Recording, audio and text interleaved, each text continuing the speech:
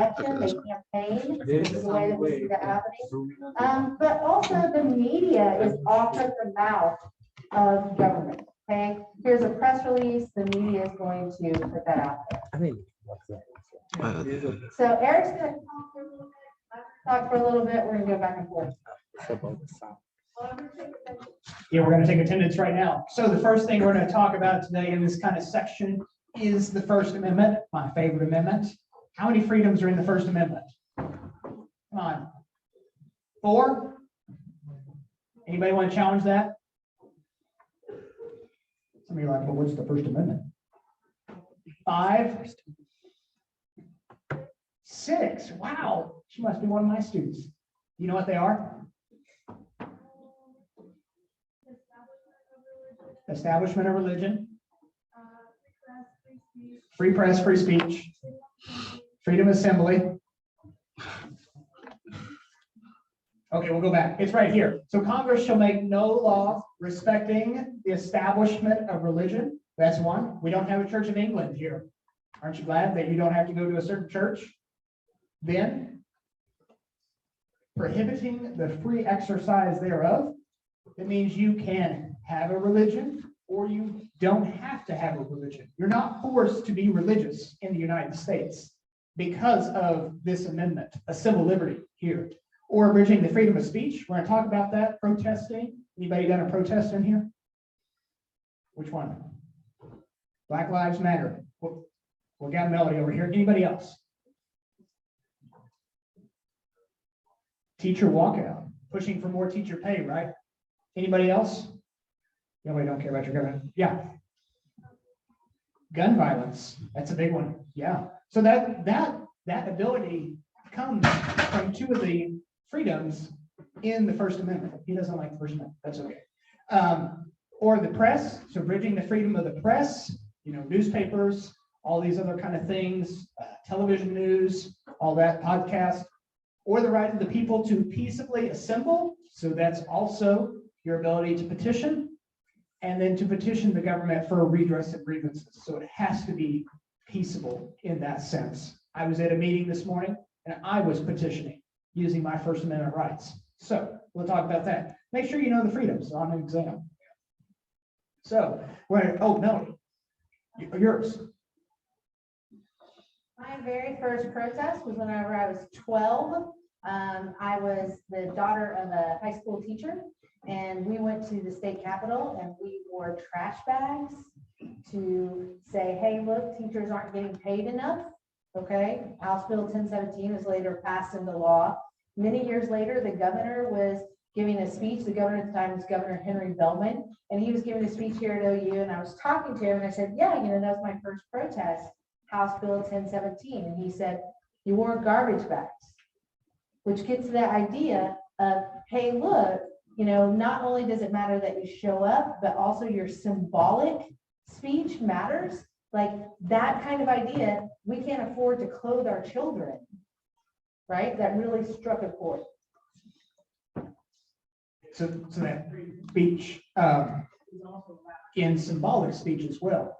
So staging a demonstration. Say you want to stage a demonstration. Right up here throughout the lectures today and Wednesday, we'll have QR codes. You can scan them, learn more about the cases.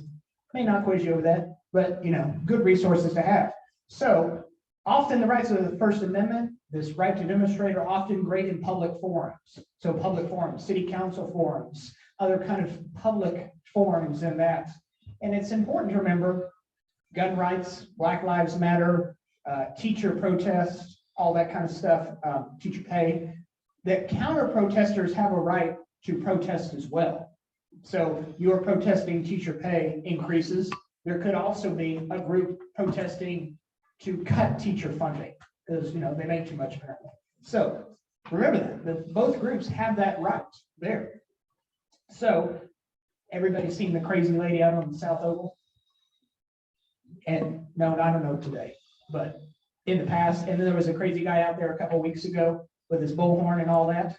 So one thing he has to get before staging a protest, because he was protesting whatever, I didn't pay attention much, but usually they have to fill out an application to protest.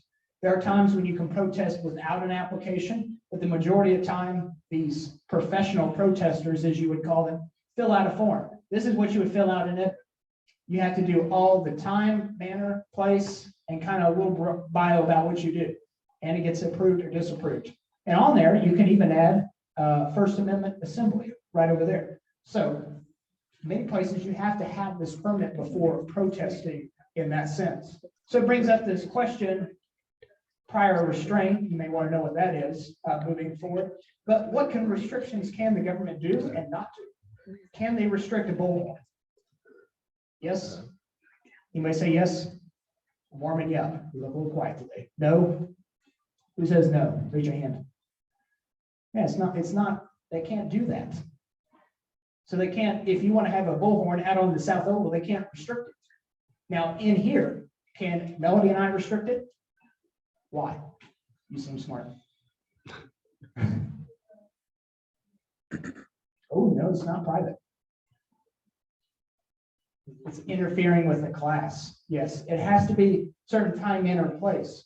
There's this idea that you all have the educational opportunity and we have to provide that. You can't just stand up and start screaming, I hate Eric in here. You know, you can't do that because you're disrupting the environment, the educational environment. Now, when you step out of this classroom or class is out, you can start protesting away. So those are important things. Make sure you understand what prior restraint is, dealing with this time, manner, and place in that sense. So there's a lot of cases in the past. They're very important. You probably want to know. There's this Tinker versus Des Moines, Iowa. These crazy radical students are wearing their armbands. And this goes to that point about protesting in class. Can you wear an armband in class protesting Eric? It's got like a big picture of me. It's got a big cross out. Yeah, you can. Why? It's not disrupting the class. But in Tinker versus Des Moines, the plaintiff on the case said it was disrupting the class and that they had a right to stop it. But they took it all the way to the Supreme Court and won and said it does have a right because it's not disrupting. You know, it changes a little bit at the high school level in there, and there is some limitations on free speech and all that kind of stuff there. You know, we talk about dress codes and all that kind of stuff, but at the college level, we don't have it. I can't tell you not to wear a beanie or a pink hat or whatever you want because it's not disruptive, or you can't have pink hair. I can't say that, but this is an important case because it allows those things to happen and solidify. Snyder v. Phelps talks about the Westboro Baptist Church. You know anything about them? What do they do?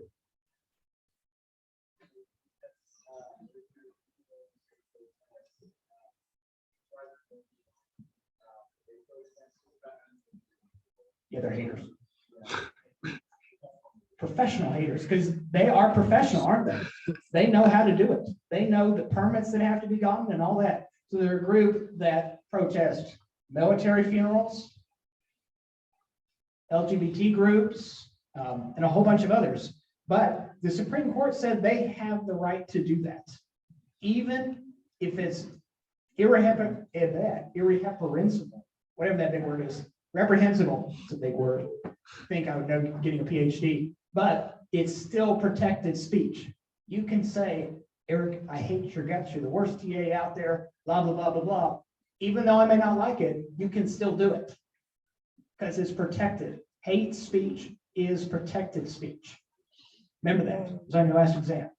Word a little weird, but fighting words are not protected.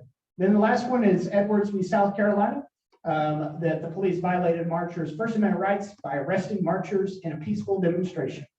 And the police were holding those folks when they shouldn't have been holding them in a violation of their First Amendment. So those are some important cases in the free speech history that give you the rights that you have today.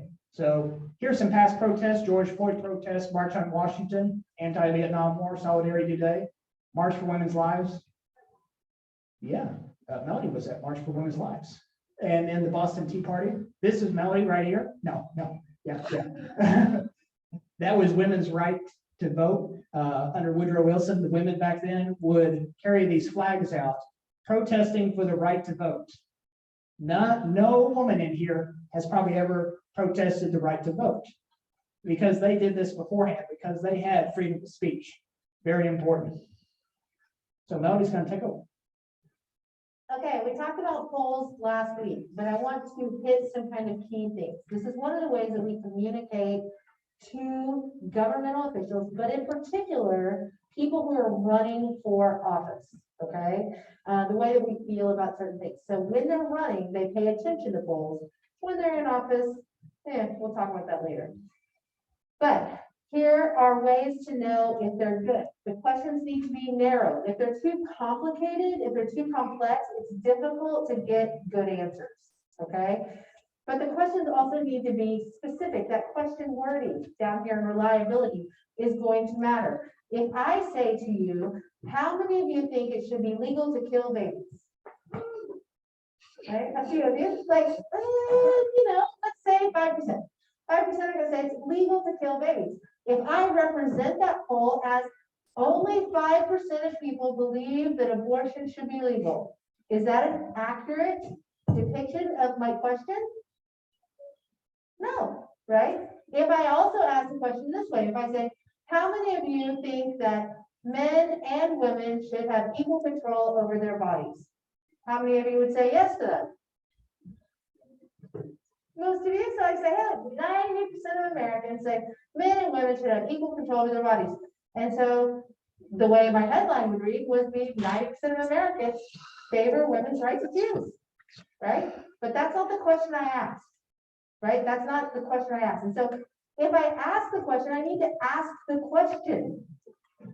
So typically the way that question, the abortion question is asked is kind of like this.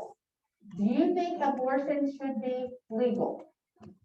Yes, in all cases. Yes, in accordance with Roe versus Wade, up to the first trimester, or in case of death or health or life of the mother. Yes, in case of incest or rape or life or death of the mother. No, right? This is the way you answer those questions. And so then I can tell you how we actually feel about that. That's complex, but I've asked a narrow question, and so we get a good thing. So watch out for those headlines. Sometimes they're misleading. See what question they actually ask. Who is doing the polling and what is their goal? We're going to talk about this in a second. There are places you can trust and places you can't. If the goal is to get someone elected, then they're going to be asking questions that lead you or push you. Okay, if their goal is to push a particular ideology, then they're going to ask the questions in those ways. How are they used by office holders? Like I said, primarily they're going to use it in election, re-election campaigns. They're going to be less likely to use it in terms of their votes, unless it's overwhelming and they're about to run for office again, right? Reliability, the N, right? We talked about this. This is the number of data points, and so it's the number of people asked. In the United States, we are a very big country. How many people live here? Billion. No, million. You're right. You're right. It is million. Okay. 334 million people live here. But if we get a good sample, okay, if it's a random sampling, it just takes about 1,000 people to do this. Why? Anybody tell me? Did you raise your hand? Probability. Okay, so how many of you like math and enjoy calculus? Okay, me too. All right. So tell me about calculus and probability.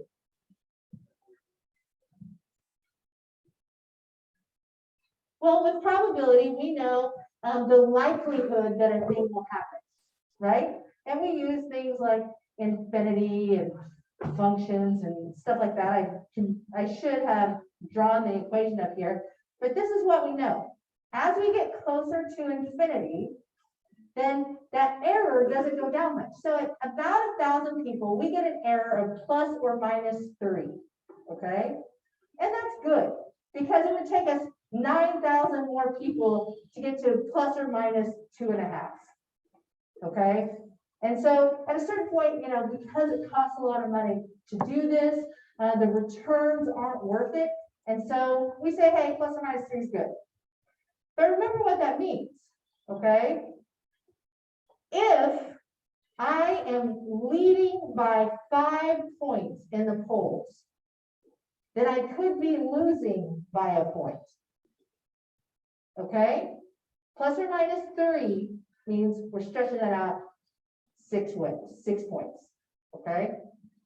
So the way that we get responses, there's lots of different ways to get responses. We can do, how many of you are enrolled in like an iCivics or something like that, where you get an occasional email saying, hey, we need to participate in a poll?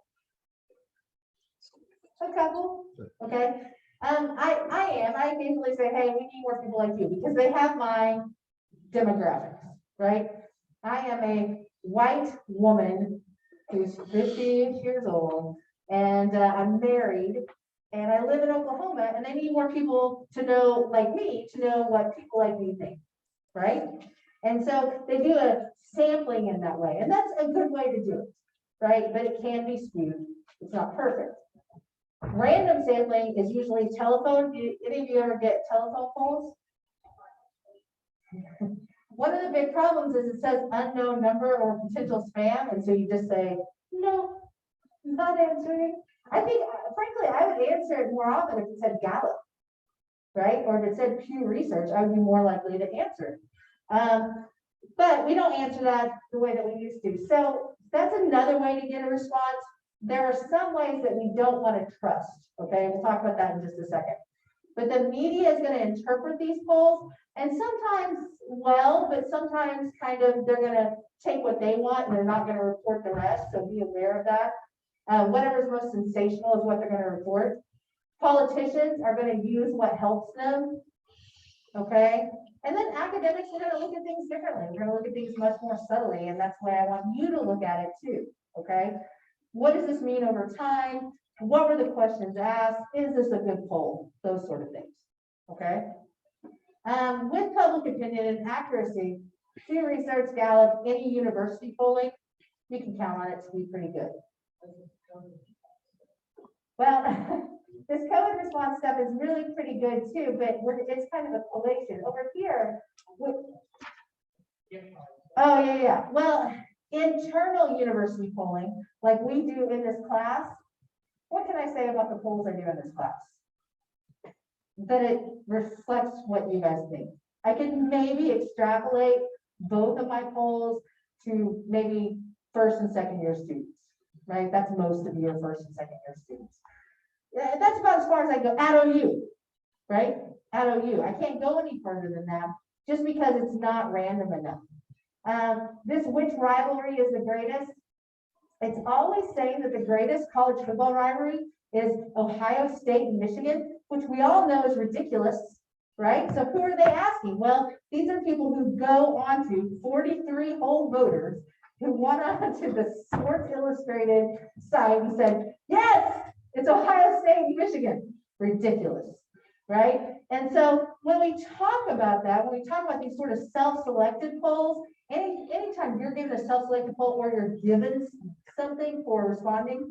So for example, how many of you got that poll at the beginning of the fall semester that asked if you were vaccinated? You guys remember? You guys all got it, right? Okay. And if you said you were vaccinated, what happened? You could win an iPad. So people were like, vaccinated. I mean, they're asking for a particular direction. They're like, oh yeah, 95% of our students are vaccinated. Are they? Right? Is that accurate? I'm not, like all the social scientists at the University of Oklahoma were saying, this is the worst. We're embarrassed by this. This is a terrible poll. You can also use polling sites to combine data from many polls like 538 or Real Clear Politics. This is an example of an aggregate poll from Pew Research. They looked here, they're just tracking. If you can see the little gray dots, those little gray dots are polls. That's about when they happened between December 21st, 2020 and June 30th, 2021, okay? And they were asking what vaccination rates were, okay? They're saying, are you vaccinated? Are you not vaccinated? And this black line is the CDC line. So you can see that those polls were actually pretty good. I mean, they track right there with the CDC reporting of what they know in terms of how many vaccines have been given. So those are decent polls. right? We can look at those and see. If there's one that's a really far outlier, I really want to look at that. Like this one up here, go up here, right there, that one. Those two, you know, I don't really trust those two polls. And I want to know more about them. But 538, Real Clear Politics, I'm on 538 probably at least twice a week. Just because it has all sorts of stuff, right? It even does things for sports and probabilities for sports, which is fun for those of you who are more interested there. But it also has things like public opinion across lots of things. Like these 6 polls were done in the last month about this issue. Some of them are good, we're gonna rank them an A. Some of them are bad, we're gonna give them a C, but we're gonna put them all in here and we'll get a good idea of where people are. And so those are good places to look. All right, we have a problem right now in the United States with distrust of institutions. A lot of this is fueled by former President Trump. And in particular, he fueled a lot of mistrust of polls. And part of that was misinformation that he gave about the polls. So let's take 2016. In 2016, Trump wins and people are surprised, right? You guys remember this vaguely? Okay. Trump wins, people are surprised because the polls indicated throughout that Clinton had a pretty, not a great lead, but like a 2 to 3 point lead throughout. But what do we know about polls? Plus or minus 3. So very clearly within the margin of error, this is where this plays. It's actually in 2020, we actually have polling results that are off. And the reason they're so far off is because pollsters are used to calculating an important factor. Not just people, but likely voters. Who's a likely voter? Everything else, like all the outside material. In this class, who's the likeliest voter? Like understanding the policy implementation. But maybe I will get more. Not white men, white women. Focus. It's really that are older and married. Oh, it's me. how this policy. I'm the likeliest voter. Okay, I am the likeliest voter, and I'm a likely voter because I've voted before. So they're going to ask those sort of questions, right? And so they're going to say, "Hey, look, do you do this? Have you voted before?" And they're going to calculate likelihood of voting. And then the likely voters are what they're going to put out. But in 2020, 2 important things happened. Important thing number 1. Any guesses in terms of voting? COVID? What about COVID? You're right. Mail-in voting, okay? It was easier than ever for people to vote, okay? And so turnout was beyond what it's been for 60 years. The highest it's been in 60 years, and that was because people turned out on both sides. But Biden outperformed the polls because of turnout and likely voters, right? The way that likely voters are calculated. And so they were looking at likely voters and more people voted, right? Another example of this is of a really bad poll recently was, do you guys remember the recall election for Governor Newsom? Okay, that was last fall, right? And so Governor Newsom was up for a recall election, the most famous recall election in California history. Elected who? Arnold Schwarzenegger many years ago. But this is the Newsom one. And so all these polls were saying, hey, look, Newsom's fine, right? He's going to stay in by like 14, 16 points, right? He's going to easily win. But he didn't just easily win. He won by a margin of 25%. They were way off. And the question is, why?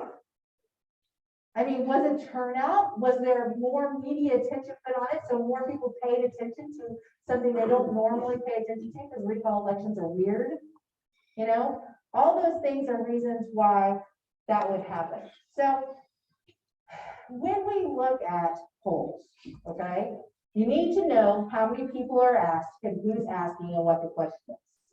But you also need to remember, and this is super important, remember that there's a margin of error. okay? If I am predicted to win the governorship of Oklahoma by 7 points, thanks to you, I will, right? But if I'm predicted to win by 4 points, maybe, but it's up in the air. I'm still within that margin of error. Does that make sense? Okay. So, next. The next sort of mediating institution I want to talk to you about are elections. And we'll talk more about elections, obviously, but I'm kind of showing you the connection between all of these. The great thing about elections are they are an eloquent yes or no. I like this person, I don't like this person, right? The majority of people like this person, don't like this person. The problem with that is this. Majorities are slim and they're complex, right? What you like about me may not be the reason that person over there voted for me. And honestly, I have no idea. You know, I mean, if Ronald Reagan is running in 1980, which he was, and he runs on 3 things, right? Just so you know, if you're running for a big office, not on 3 things, right? Eric is taking this to heart. Run on 3 things. He wants more state power, lower taxes for the wealthy, and to crush the evil empire, right? So this is his plan, okay? And so when he's elected, he goes, boom, I'm going to do those 3 things. But right now, if you think about why you vote for a particular person over another, it's rarely that there are 3 things that are put on a menu in front of you. Okay, and it may be that just only one of those are the ones that you care about, and we don't know what that is. So that's a problem with it. Another problem with this is, you know, I talked to you guys about how I'm always suspicious of charismatic people, right? I'm like, I don't really trust you. You clearly are playing some sort of game. I don't trust cons ever, right? People smile too much, and I'm like, okay, I see you. I know this kind of stuff. Good. And I'm a smiler too, to be fair. So I mean, but I don't find it trustworthy. I'm listening to what they're saying, and if there's too much passion, then I don't like it. Okay. This is not true for the vast majority of people. If someone can sway someone based upon passion, whether it be hope or fear, hate, or love, it does not matter. People get swayed by that, and they're going to vote one way or another to vote for a person, not an issue. So it doesn't necessarily tell us a lot. The next question is, do we have too many elections, or do we not have enough? I mean, that's a tough question. I got a card at the beginning of January this year that said, in Norman, you will have 5 election dates. Put them on your calendar. 5 is an awful lot, right? I mean, that's an awful lot. How many of you drink water in Norman? Well, that's on a ballot in April about whether we're going to maybe raise a tax, raise a 1 penny tax in order to repair the water system. Now, here's the thing. We all know the water's awful, right? But do we want to pay a penny? And it's not just a penny, of course, right? And I'll say one thing on that is paying for their message to be put out for this election. But we're talking about social media on LinkedIn. Every time people out there feel like you got enough money as it is. Why do we need to increase rates? Because it goes into this policy issues are complex issue. And money, you don't want to spend more money. No, change the law. And knowledge levels are low, right? And so we're going to follow particular people, right?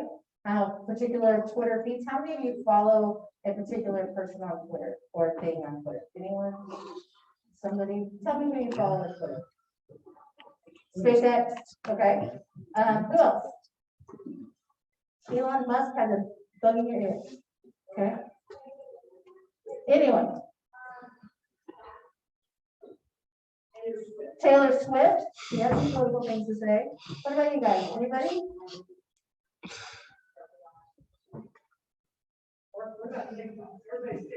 Oh, yeah, Twitter's probably too old.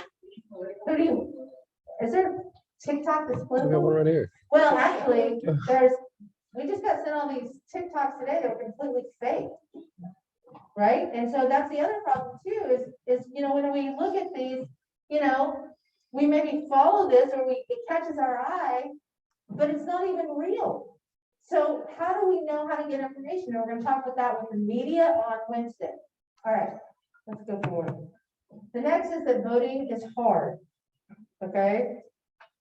It's hard because the rules vary from state to state, oftentimes from election to election. How many of you voted in 2020? Raise your hand. About half of you, right? Voted in 2020. Guess what? The rules are different for 2022. Okay? And so no matter where you are, the rules have just changed. And so you have to figure that out. Or even things like, I go to vote at a precinct that I've gone to since I moved to Norman. I was in there in 2020 and a guy walks in to vote and they say, oh no, you're not on our list. We think you've been moved to a different precinct. He's like, did they send a card or anything? And they don't have any responsibility to do that. You have to figure out where you're supposed to vote. So think about that, right? Or if the card even gets lost in the mail if it's sent. One of the things about technology, and this is an old voting machine that I'll let Eric talk about in just a second. But Oklahoma actually has the best voting technology, right? And it's from 1978.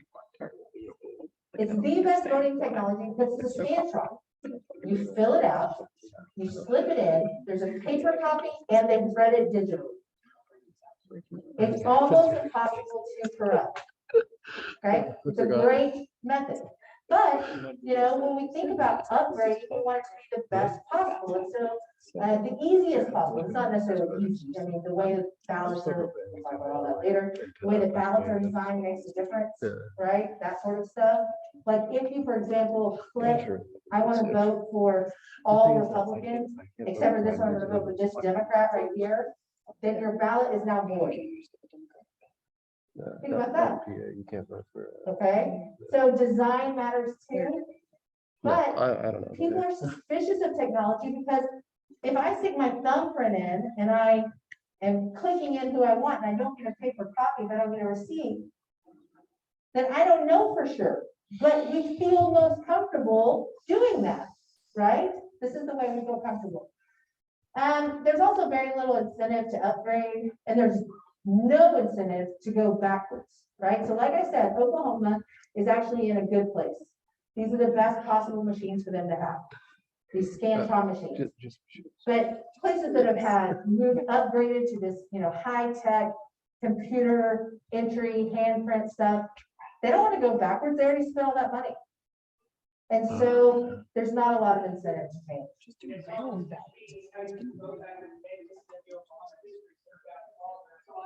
And what you do is you have to do that first go through and slide the button to whoever you want. And then you can push this high society vote button down here and it will record a vote. So one of the problems with this is on the backside of the table. And you go in there, unscrew one of them, and say if you didn't want the Republican or the Democrat winning in that particular place, you just unscrew it and no votes are counted for that. So, or change them. Yeah. Right? So this brings me to kind of my last piece, and I'm going to hand it over to Eric. And I have a poll ready for you guys in about 5 minutes. But do we even believe in democracy? In recent polls, about a quarter of us don't. We want a person to make decisions for us. A quarter of us do, rather than us make our own decisions. So, look, I have a PhD in political science. I also have a law degree. I'm pretty smart, right? I've traveled to, 5 continents out of 7. Not bad, right? I've seen some things. I've done some things. I'm married to a former Marine. I could be your Huckleberry, right? I could be your authoritarian leader. Why not?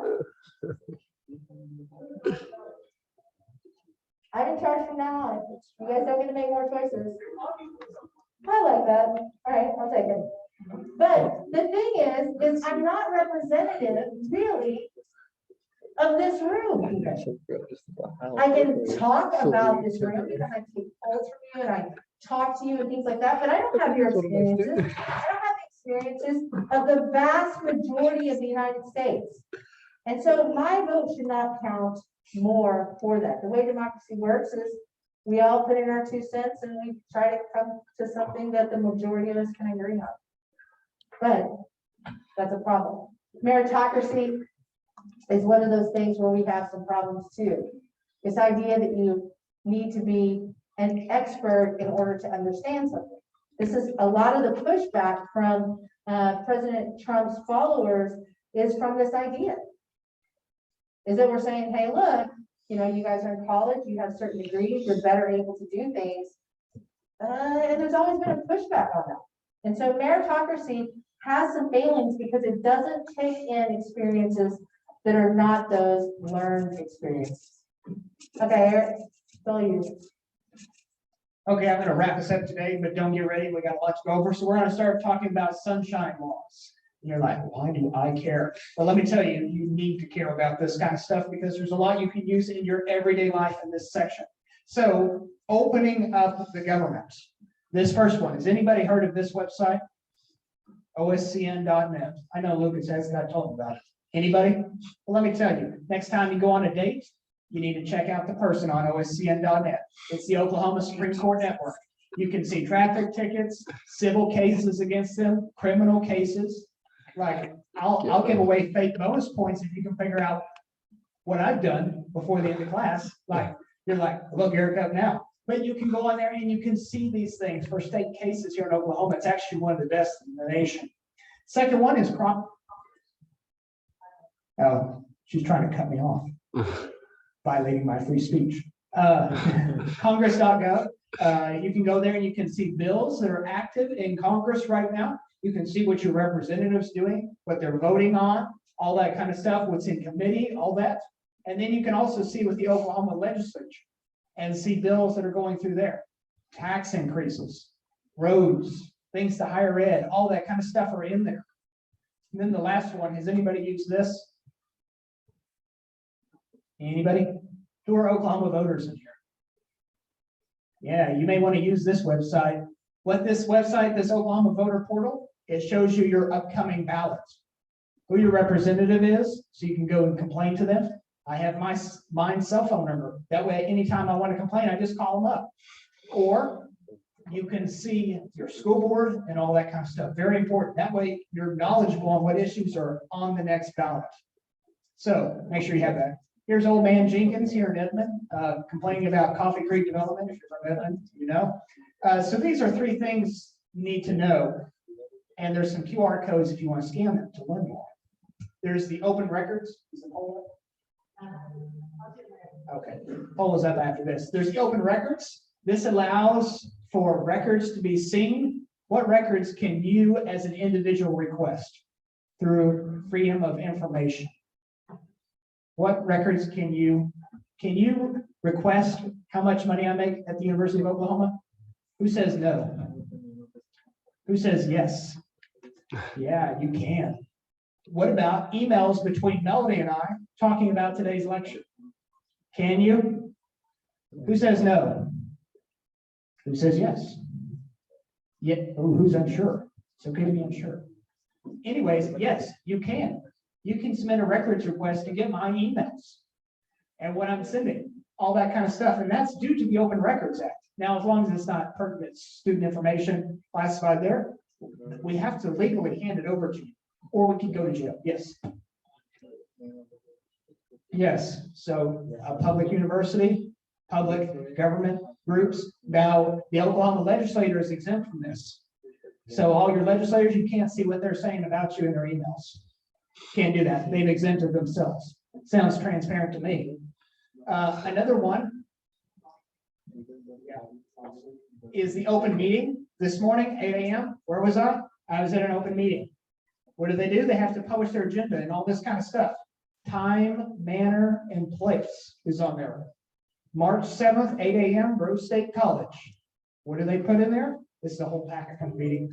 They put their agenda. What was I doing? I was redressing my grievances and trying to get a university president fired. It's a different story, but we'll talk about that later. So why care? Why care? Who likes corruption? That's fun. We got one. Anarchy. Watergate was a positive. Yeah, we love that. You know, we love when Eric embezzles student tuition fee dollars and makes you pay more. You know, we love that kind of stuff. No, we don't. Open government allows for reporters and others to see what's happening in there.